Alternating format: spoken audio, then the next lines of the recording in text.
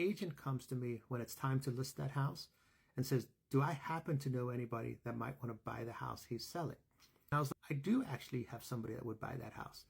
I spoke to them and their agent, and I was, why don't you go look at that house and see if you like it, and then we'll discuss what's going on. So they went to go look at the house and loved the house. In talking to her, I explained to her, I was, hey, this house is not on the market. So if you make an offer on this house for the list price, you will have nobody to compete against.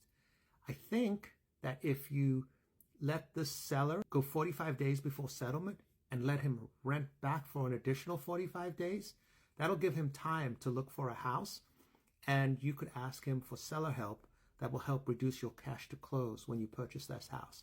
So it was a win for her, and she was into it. Now, the person that was selling this house, it was going to be a win for him.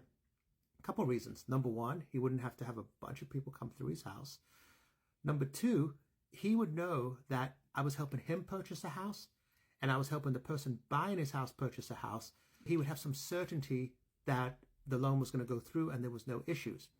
Also for him, when it came time for him to purchase the new house, he could make an offer, and even though it was going to be a contingent offer, his agent could tell the listing agent of the house he was buying, hey, it's the same lender helping my guy buy this house and the person buying his house. So it's contingent, but it's not as risky. What's interesting, the deal fell apart. And why it fell apart was the seller wanted an out.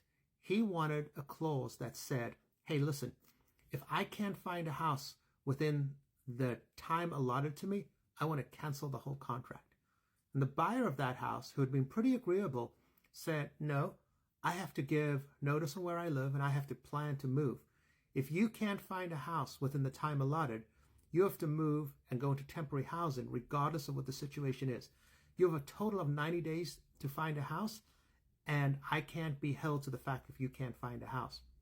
So the deal fell apart.